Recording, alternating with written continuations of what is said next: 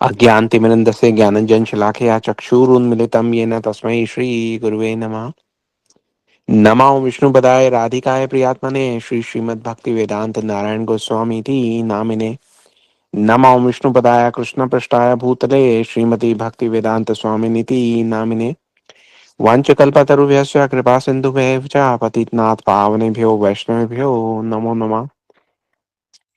नमो महावदन्याय कृष्ण प्रेम प्रदायते कृष्णाय कृष्ण चैतन्य नामने गौरात विषय नमः। हे कृष्ण करुणा सिंधु दीनबंधु जगतपते गोपिका गोपिका कांत राधा कांत नमस्तुते। ताप्त कंचन गौरंगी राधे वृंदावनेश्वरी वृषभानु सुते देवी प्रणमामि हरि प्रिये। जय श्री कृष्ण चैतन्य प्रभु नित्यानंदा श्री अद्वैत गदाधर शिवासादि श्री गौर भक्त वृंदा।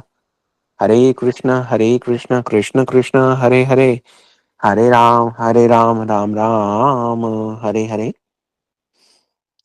सर्वप्रथम मैं अपने दीक्षा गुरु नित्य लीला प्रविष्ट श्री श्रीमद् भक्ति वेदांत नारायण गोस्वामी महाराज जी के अभय चरण कमलों में अनंत कोटि दंडवत प्रणाम ज्ञापन करते हुए उनकी अहेतु की कृपा की वांछा करता हूँ। तत्पश्चात मैं अपने शिक्षा गुरु नित्य लीला प्रविष्ट श्री श्रीमद् भक्ति वेदांत स्वामी महाराज श्रीला प्रभुपाद उनके अभय चरण कमलों में अनंत कोटि दंडवत प्रणाम ज्ञापन करते हुए उनकी अहेतु की कृपा की वांछा करता हूँ। तत्पश्चात हमारे साथ जुड़े हुए सब वैष्णव वैष्णवियों के चरणों में यथा योग्य प्रणाम स्वीकार हो। आप लोगों का बहुत बहुत स्वागत है राम कथा के सत्र में। राम कथा हमारी उस मोड़ पर आ गई है जहां पर भगवान जो है, बहुत दिनों से भगवान की इच्छा थी कि मैं केवल अयोध्या का तो हूं नहीं। जब महाराज दशरथ ने वशिष्ठ जी से कहा कि आप पुत्र प्राप्ति के लिए पुत्र कामेष्टि यज्ञ का आयोजन कीजिए, वशिष्ठ जी ने आयोजन किया। जब आयोजन किया, आप सबको याद होगा कि जब यज्ञ जो था वो समाप्ति की ओर था, तब यज्ञ देवता प्रकट हुए। अग्नि में से उन्होंने एक पायसम का पात्र दिया। अब वो जो पात्र था वो उन्होंने वशिष्ठ जी को दिया, दशरथ महाराज को नहीं दिया। वशिष्ठ जी से कहा कि आप इसका विभाजन करके इनको दीजिए। तो महाराज दशरथ को क्यों नहीं दिया, वशिष्ठ जी को क्यों दिया? क्योंकि जो अग्नि देवता प्रकट हुए हैं यज्ञ में से, वो ये जानते हैं कि महाराज दशरथ के यहाँ, कौशल्य मैया के यहाँ स्वयं भगवान आने वाले हैं। और भगवान जो है वो केवल अयोध्या के नहीं है, भगवान पूरे ब्रह्मांड के हैं। यहाँ पर इस पृथ्वी पर आएंगे, धरातल पर आएंगे, धराधाम पर आएंगे, तो भी सब लोगों को अपनी अपनी कृपा का पात्र बनाने वाले हैं, केवल अयोध्या के लिए नहीं है। महाराज दशरथ ने ये कहा था वशिष्ठ जी को जाकर कि हे गुरुदेव, मेरे बाद इस अयोध्या का क्या होगा। उन्होंने ये नहीं कहा था कि मेरे बाद इस पूरी पृथ्वी का क्या होगा, लेकिन जो गुरु वशिष्ठ हैं पूरी पृथ्वी का सोचते हैं। जब विश्वामित्र जी आए मांगने के लिए कि भाई आप मुझे राम लखन लखन दे दीजिए, महाराज दशरथ तो मना कर गए, बोले नहीं, आपने तो सोच विचार की नहीं मांगा। बात बढ़ने वाली थी, गुरु वशिष्ठ आए, बोले नहीं नहीं, जाने दीजिए, कोई बात नहीं। क्योंकि गुरु वशिष्ठ जानते हैं कि भगवान तो सबके हैं। ऐसा नहीं है, आज भी हम देखते हैं, हम तो विदेशों में रहते हैं, समझने की बात ये नहीं है कि भाई लोग कहते हैं oh he is one of Indian gods. नहीं, ही इज द गॉड। भगवान जिसके हैं वो सबके हैं। अब भगवान अयोध्या से निकल रहे हैं, जो भगवान के भक्त हैं उनको तो दर्शन दे ही दे रहे हैं। उनके साथ भगवान के सॉरी उनके साथ इस जगत के वो जीव जो अभी भगवान के भक्त नहीं है। कारण क्या है भक्त नहीं है? कारण ये है, उनको पता ही नहीं कि भगवान कितनी अद्भुत वस्तु है। भगवान हमारे चिंतन का, हमारे प्रेम का, हमें जो नेत्र मिले हैं, इनकी विषय वस्तु है भाई। हमें अगर किसी से प्रेम करना है तो वो प्रेम वस्तु ही भगवान है। लेकिन अगर हमें पता ही ना हो कि वो कौन वस्तु है, वो भगवान है कौन, कहाँ, तो हम उनसे संबंध कैसे बना पाएंगे? भगवान सोचते हैं इन बेचारों का क्या होगा। इन बेचारों को, मतलब हमारे जैसे जीव को, जिनको भगवान के बारे में कुछ पता ही नहीं है, पता ना होने के कारण कोई संबंध नहीं है। संबंध नहीं है तो उनके लिए कुछ करने का, उनके प्रति एक प्रेम भाव रखने की कोई व्याकुलता ही नहीं है। तो अगर ऐसे होगा तो इनका कल्याण कैसे होगा? ये सोचकर भगवान अब चलना शुरू कर रहे हैं। हमने कल देखा कि वो भरद्वाज मुनि के आश्रम गए, प्रयागराज, वहां सबसे मिलेंगे, बात करेंगे, उसके बाद आज उनसे विदा लेकर आगे भी बढ़ेंगे। लेकिन अब जो प्रभु आगे बढ़ेंगे वो उन लोगों से मिलेंगे जिनको हम ये नहीं कह सकते कि अरे ये तो भगवान राम के ऐसे भक्त हैं, जैसे भरद्वाज जी थे या निषाद राजगुरु थे या केवट जी हमने देखे, सुमंत जी से वो लेके। बोले नहीं, भगवान ने कहा कि जिनका मेरे साथ अब तक कोई संबंध नहीं भी है, मैं उनको भी संबंध का एक साधन दूंगा। संबंध का साधन भगवान के पास बहुत है, बहुत सारे। कुछ जो हमने बात की थी, आप सब लोगों को याद होगा कि भगवान के चरणों की महिमा के बारे में हमने कहा था, है ना। भरद्वाज मुनि का जो प्रसंग चला था, भरद्वाज मुनि के आश्रम आ गए, भरद्वाज मुनि ने उनकी बड़ी आवभगत की, क्योंकि वो भगवत चरणों के विशेष अनुरागी तो है ही है। हम्म? अगर उनका भगवत चरणों में विशेष अनुराग ना होता तो उनके आराध्य हैं राम जी उनको दर्शन देने के लिए पैदल चलकर उन तक थोड़ा आते। भगवान भरद्वाज मुनि तक अगर आए हैं, प्रयागराज में आए हैं, तो एक प्रकार से देखिए, भगवान तो एक कार्य में अनेक कार्य जो है करते हैं। एक तो ध्यान से समझिएगा, क्योंकि आप लोग भी तीर्थ जाते हैं ना, तो हमें पता तो होना चाहिए कि हम तीर्थ जाते क्यों हैं। हमें ये तो पता होना चाहिए कि भगवान राम जो ये ऐसे मार्गों से चल के जा रहे हैं, हम जब रामचरितमानस आप पढ़ेंगे तो आप देखेंगे कि अरे गोस्वामी तुलसीदास जी ने 10-20 पेज लिख दिए कि राम जी जो है यहाँ से गए, यहाँ से गए, यहाँ से गए। भरद्वाज मुनि के आश्रम आए तो वो तो आधे पेज में निपटा दिया उन्होंने। और हमने कल पूरी क्लास कर दी कि अयोध्या से चलकर भगवान राम जो है वो भारद्वाज मुनि के आश्रम में आए। लेकिन इस विषय पे कि भगवान राम जो है, जो वन के आसपास रहने वाले ग्रामवासी थे, उनके पास से होते हुए जा रहे थे, वो सब उनके दर्शनों के लिए उमड़ उमड़ कर आ रहे थे। तो क्या कारण हो क्या सकता है ना। तो ये जो पूरी लीला है कि भगवान प्रयागराज क्यों गए, इनमें भी बड़े सारे छुटे छुपे हुए कुछ तत्व हैं, हमें समझने का प्रयास करना चाहिए। एक तो ये भगवान ये बता रहे हैं कि भाई अगर आप घर से निकलें, कहीं जाएं, तो भगवान ये कहते हैं जाएं तो कहाँ जाएं। अगर हम कहीं जाएं तो हम ये ना सोचे अरे हम यहाँ जाएंगे ऐश करने के लिए, वहां जाएंगे मजे करने के लिए, नहीं। अगर कहीं जाएं तो हम तीर्थों के दर्शन के लिए जाएं।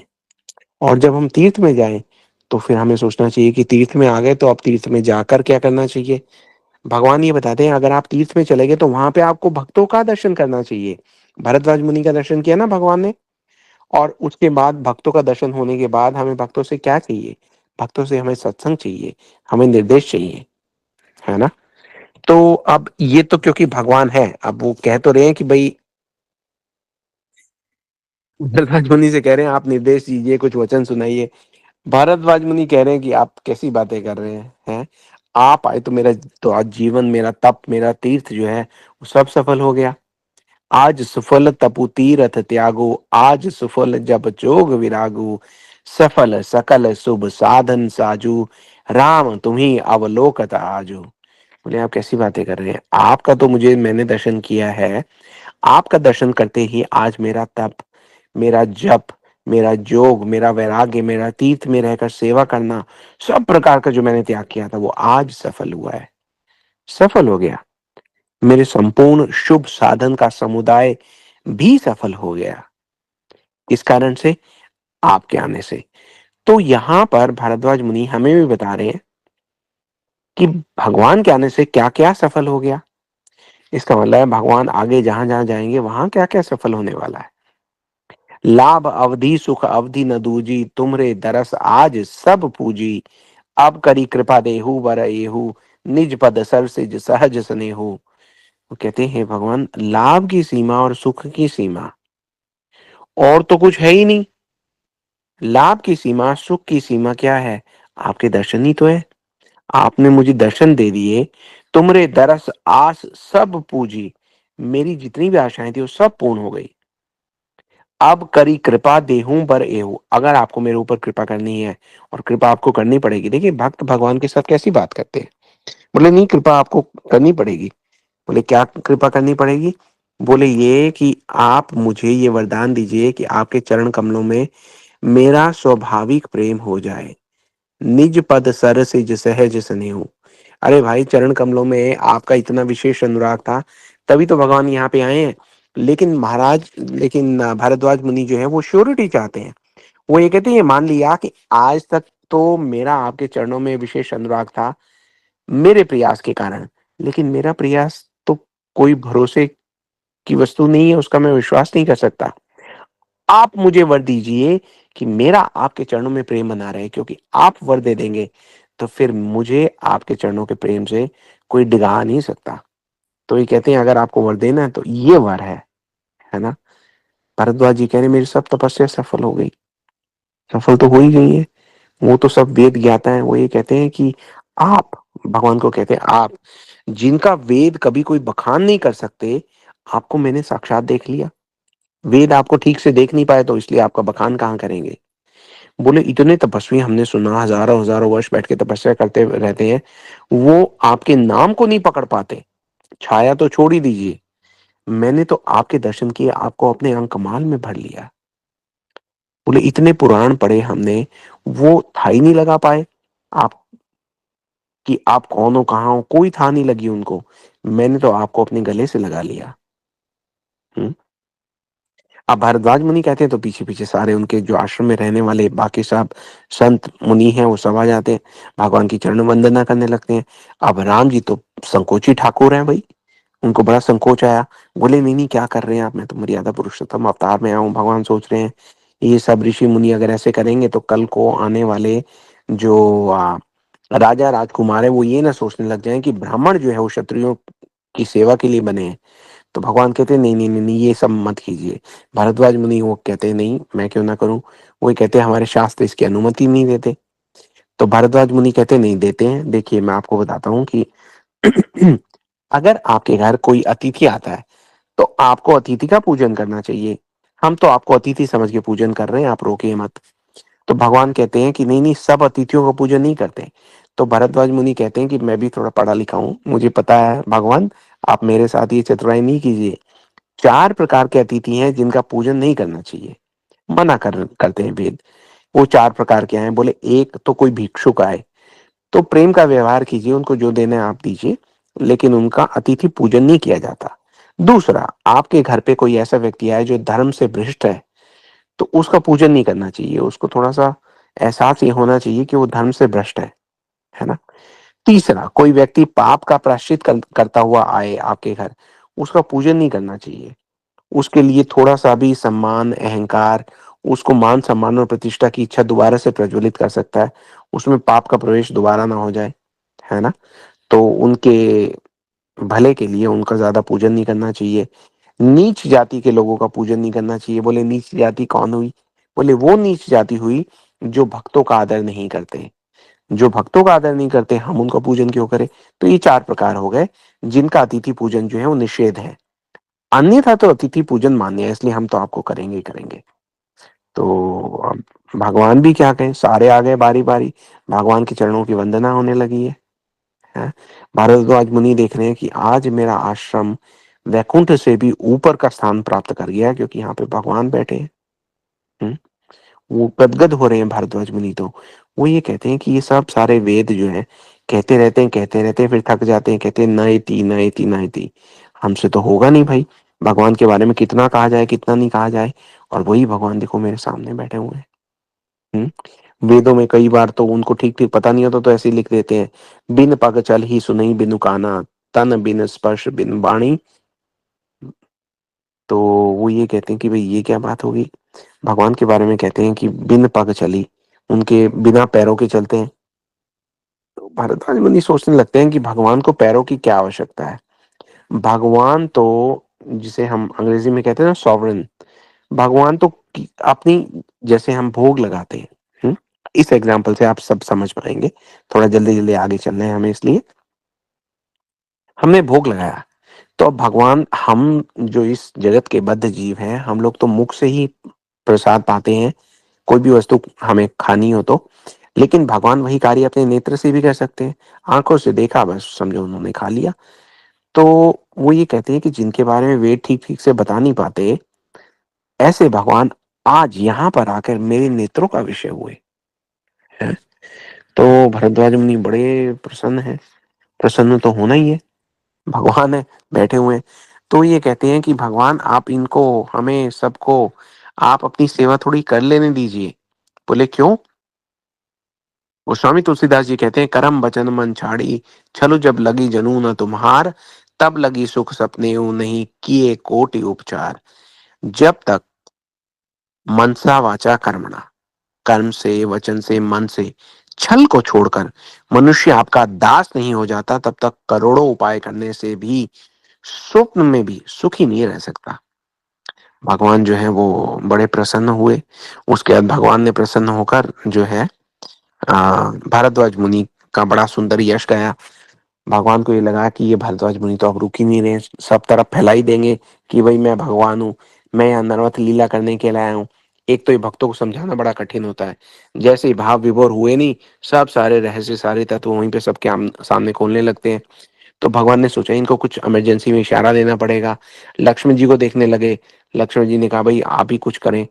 तो राम जी फिर ये कहते हैं, गोस्वामी तुलसीदास जी कहते हैं कि सो बड़ सो सब गुण गन गेहूं, जे ही मुनीस तुम आदर देहु। तो सब लोगों को सुनाते हुए कह रहे हैं कि देखिए भारद्वाज मुनि कितनी अच्छी बातें कह रहे हैं, और जब ये जिसको आदर दे दें तो इनकी इच्छा के कारण वही व्यक्ति सबको बड़ा आदर के योग्य लगने लगता है। तो सबको ये कह रहे हैं कि आप लोगों को अगर मैं आदर के, सम्मान के, वंदना के योग्य लग रहा हूं, उसका कारण भारद्वाज मुनि की कृपा है। मैं नहीं हूं, भारद्वाज मुनि की कृपा है। तो ऐसे ही एक दूसरे को परस्पर जो है बड़ी सुंदर सुंदर बातें कह रहे हैं, सुन रहे हैं।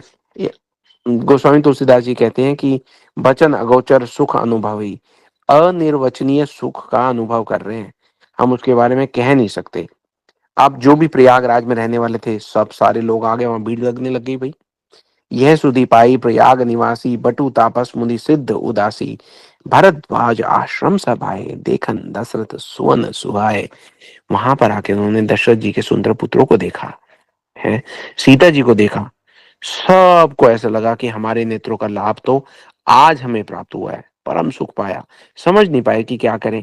फिर उन्होंने सोचा कि देखने में आयु में तो ये बड़े कम आयु के लग रहे हैं, इसलिए सब लोग भगवान को आशीर्वाद देने लगे। हाँ, तीनों के राम लक्ष्मण सीता जी के सौंदर्य की सराहना करते हुए वहीं पे घूमने लगे।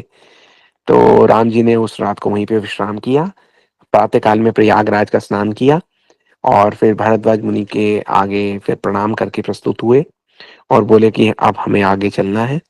तो भारद्वाज जी से पूछते हैं, भगवान एक संकेत दे रहे हैं कि आपको जब भी मार्ग पूछना हो तो आपको भगवान के भक्तों से पूछना चाहिए। राम सप्रेम कहूँ मुनि पाही, नाथ कही हम की मग जाई, मुनि मन सी राम सन कही, सुगम सकल मग तुम अरही। वही कहते हैं कि हे नाथ, राम जी कह रहे हैं भारद्वाज मुनि से, हे नाथ आप बताइए हम किस मार्ग से जाएं। अब जो भारद्वाज मुनि है वो हंसने लगते हैं। तो कह रहे हैं कि ये मैं आपको बताऊंगा कि आप किस मार्ग से जाएं, हैं? आपकी इच्छा है, आप किसी भी मार्ग से जा सकते हैं, कहीं भी जा सकते हैं। लेकिन फिर भी भगवान कहते हैं कि नहीं नहीं आप बताइए। तो ये जान जाते हैं, वो कहते हैं कि ठीक है मैं आपको एक मार्ग दिखाता हूँ। वो मार्ग जो है वो भगवान को हम अगले सत्र में बात करेंगे। वो वाल्मीकि जी के पास लेके जाते हैं। तो अब मार्ग दिखाने के लिए मुनि ने कहा कि भाई कुछ शिष्यों को मैं आपके साथ भेज देता हूँ। तो जैसे ही ये सुना वहां 150 शिष्य भाग कर आ गए, है ना। तो राम जी भी हंसने लगे कि ये तो उन्होंने एक दो को बुलाया था, ये तो 50 100 आ गए। सब कह रहे हैं नहीं नहीं ये मार्ग हमारा देखा हुआ है, हम उसी एरिया के हैं, हम फलाने गांव के हैं, हम उस ढिकाने गांव के हैं, इसलिए ये मार्ग हमसे बेहतर कोई नहीं जानता। भरद्वाज मुनि ने सबको वहां एक लाइन में खड़ा किया, फिर उसमें से 4 ब्रह्मचारियों को चुना और उनको भगवान के साथ भेज दिया। गोस्वामी तुलसीदास जी कहते हैं कि मुनि बटुचारी संग तब दीने, जिन बहु जन्म सुकृत सब कीने। उनकी जन्मों जन्मों की सुकृति प्रकार हो गई थी, इसलिए उनको भगवान की इस प्रकार की सेवा करने को मिली। अब देखिए अब भगवान चलना शुरू हो रहे हैं। हमने आज इस कक्षा के शुरू में ही कहा था कि भगवान अब अपना संबंध बनाने चलेंगे, हैं। कृपा इसे कहते हैं, अहेतु की कृपा। तो अब भगवान जब ग्राम के पास से होकर निकलते हैं, भगवान का तो रूप ऐसा ही है, जिसने देख लिया चर्चा करता है, बड़ी जल्दी जल्दी बताता है कि देखो देखो कितने मनोहर रूप के स्वामी यहाँ से जा रहे हैं। तो ग्राम निकट जब निकसई जाई, देखी दरसु नारी नर धाई, हुई सनाथ जन्म फल पाई, फिर ही दुखित मनु संग पठाई। तो जिस भी गांव के पास से जाते हैं वहां के स्त्री पुरुष जो है दौड़ दौड़ कर वहां इकट्ठे हो जाते हैं।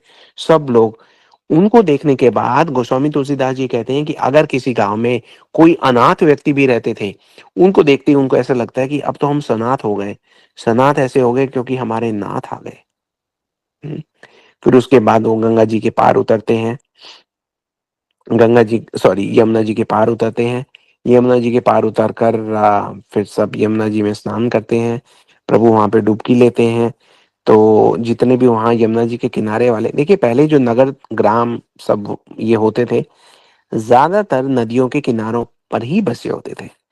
तो वहां भी खबर फैल गई कि भैया निषाद राजपूत तो आ ही रहे हैं, और उनके साथ दो सुकुमार नवयुवक हैं और एक परम सुंदरी स्त्री जो है वो आ रही हैं। सब अपना काम वाम साइड में रख के और उनसे मिलने के लिए भागते हैं।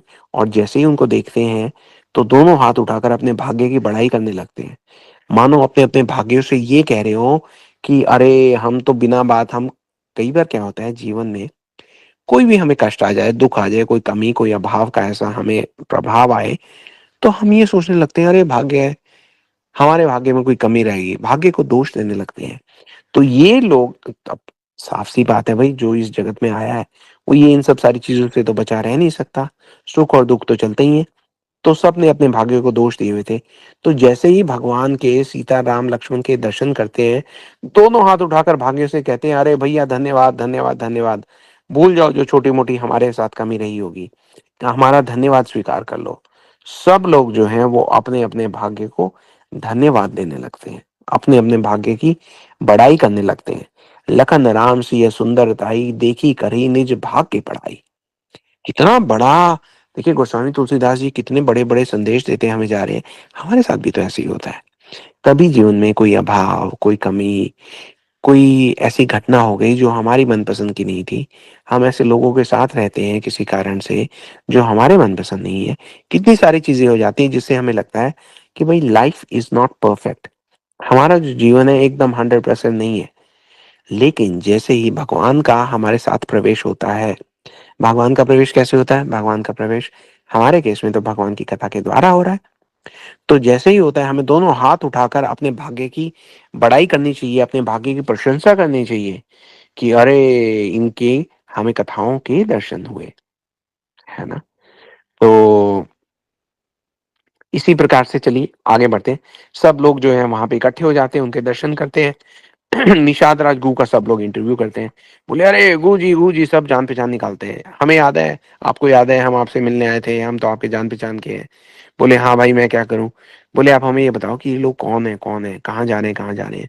निषाद राजगुरु जो है वो उनको बताते हैं कि भाई इस कारण से ऐसे ऐसे उनको वनवास हुआ है और ये आगे बढ़ रहे हैं। तो अब उनको बड़ा बहुत दुख होता है।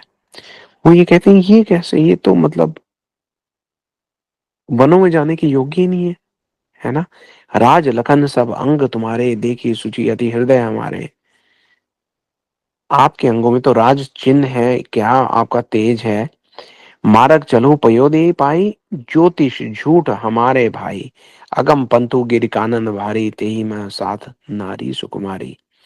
वो ये कहते हैं कि आप रास्ते में पैदल चल रहे हो, इससे आज हमें एक बात समझ में आती है कि ज्योतिष शास्त्र जो है वो झूठा है। ऐसा क्यों कहा। ज्योतिष शास्त्र में ये बताया जाता है कि कुछ आपके जो चिन्ह हैं आपके शरीर पे, अगर वो हो तो उससे पता लगता है कि आपका राजयोग है, आप राजा हैं, आप राजकुमार हैं। तो वो लोग ये कह रहे हैं कि आपके शरीर पे ऐसे राज चिन्ह है, ऐसा आपका तेज है, देखते ही पता लगता है कि आप राजा हैं, फिर भी आप वन में तापस वेश लेकर घूम रहे हैं यहाँ पर खाली हाथ। इससे पता लगता है कि ज्योतिष शास्त्र जो है वो तो झूठा है ना। वो बड़ा एक कंप्लेन करने लगते हैं। तो चले खैर, ये भी उनके प्रति ये भगवान ने ऐसे घूम घूम कर ही सबके हृदय में अपने लिए एक प्रेम भाव जो है वो प्रकट करवा दिया। हम्म।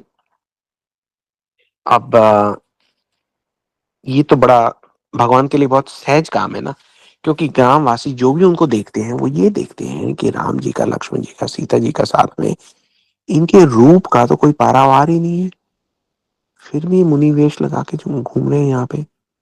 बोले है तो मुनि का वेश बना रखा, कोई श्रृंगार नहीं है, कुछ साज सज्जा कुछ भी नहीं है, लेकिन फिर भी अगर इनको देखते हैं हम नख से शिख तक, सभी इनके अंगों की शोभा ऐसी है, ऐसे शोभायमान है, जैसे इनके रोम रोम से करोड़ों कामदेव और रति प्रकट हो रहे हो। इनके चरण देखो कमल से भी अधिक सुंदर है। सीताराम जी की जब भी सीताराम जी वहां कहीं विश्राम करने के लिए थोड़ी देर रुकते हैं, एक दूसरे से बात करते हैं, तो सीता जी की राम जी की जोड़ी को देखकर सब लोगों को ऐसा लगता है कि उनका जो चित्त है वो चुरा के ले गया है। वो ये कहती यही है, यही है, यही है चित्त को चुराने वाले, यही हैं जो हमारे जीवन के भी जीवन है, यही हैं जो हमारे प्राणों के भी प्राण है। सब रंगों के धन यही है। प्राणों के प्राण से सुजीवन के जीवन से, प्रेमों के प्रेम रंग कृपणों के धन है। तुलसी के लोचन चकोर के चंद्रमा से, आछे मनमोर चित चातक से जातक के धन है। बोले ऐसा होते हुए फिर भी ये वन वन में भटक रहे। बोले क्या कार्य है? फिर कोई ये कहता है कि अरे ये वन में नहीं भटक रहे, हम समझ गए कि ये क्या करने आए। बोले बताओ बताओ, हमें भी बताओ क्या करने आए। बोले ये कुछ नहीं करने आए, इनको प्रणाम करो, अपने भाग्य की सराहना करो, ये हमारा कल्याण करने के लिए आए हैं। गोस्वामी तुलसीदास जी ने तो यहाँ यहाँ लिख दिया कि जय जय राम चरण चली जाही, तीन समान अमरावती नाही। पुण्य पुंज मग निकट निवासी, तीन ही सराही सुपुरबासी। जहां जहां श्री रामचंद्र जी के चरण चले जाते हैं, वो जगह इंद्र की पूरी अमरावती को भी मतलब पीछे छोड़ देती है शोभा में। और जिस रास्ते से भगवान राम के चरण चिन्ह चल कर जा रहे हैं, उस रास्ते के समीप में रहने वाले गांव, उस गांव में बसने वाले ग्रामवासी, गोस्वामी तुलसीदास जी कहते हैं कि वो पुण्य पुंज हैं। मतलब इतने उन्होंने पुण्य किए हैं जिनका कोई हिसाब किताब नहीं लगा सकते। क्योंकि हिसाब किताब लगाने लगे देवी देवता, बोले भैया कितने पुण्य किए होंगे जो राम जी इनके बराबर से इनके पास से जा रहे हैं। तो बड़ी देर हिसाब लगाने के बाद उनका कैलकुलेटर खराब हो गया।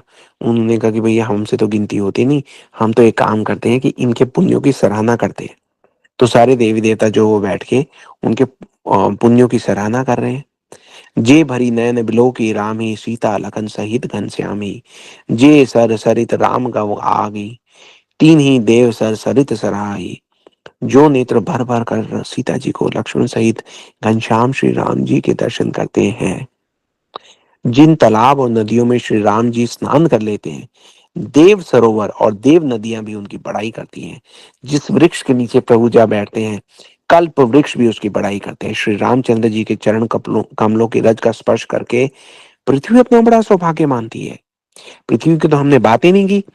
ये सब पे कृपा तो हो ही रही है। पृथ्वी जी जो गाय का रूप लेकर भगवान के पास गई थी कि भाई आप आइए, वो इतनी प्रसन्न है कि शुक्र है कितना धन्यवाद दे रही है। वो ये कहती है कि आपने जो ये है पादुका का त्याग किया, आपने चरणों की रज का मुझे स्पर्श दिया। पृथ्वी इतनी प्रसन्न है। जेरी तरु तर प्रभु बैठी जाई, करी कलप तरु तासु बढ़ाई। परसी राम पद पदम पुरागा, मानती भूमि भूरी निज भागा। जहां जहां धूप होने लगती है, देवता सोचते हैं हम तो भैया दूसरे लोगों के भाग्य की सराहना में बिजी रह गए, हमने तो देखा ही नहीं कितनी कड़ी धूप हो गई है ना। बादल लाओ छाया करो, उसके बाद फूल बरसाते हैं। पर्वत वन पशु पक्षियों को देखते हुए राम जी जो है वो रास्ते से चले जा रहे हैं, चले जा रहे हैं, चले जा रहे हैं।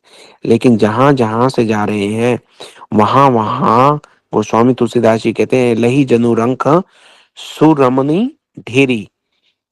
ऐसा लगता है दरिद्रों ने चिंतामणि की ढेरी पाली हो।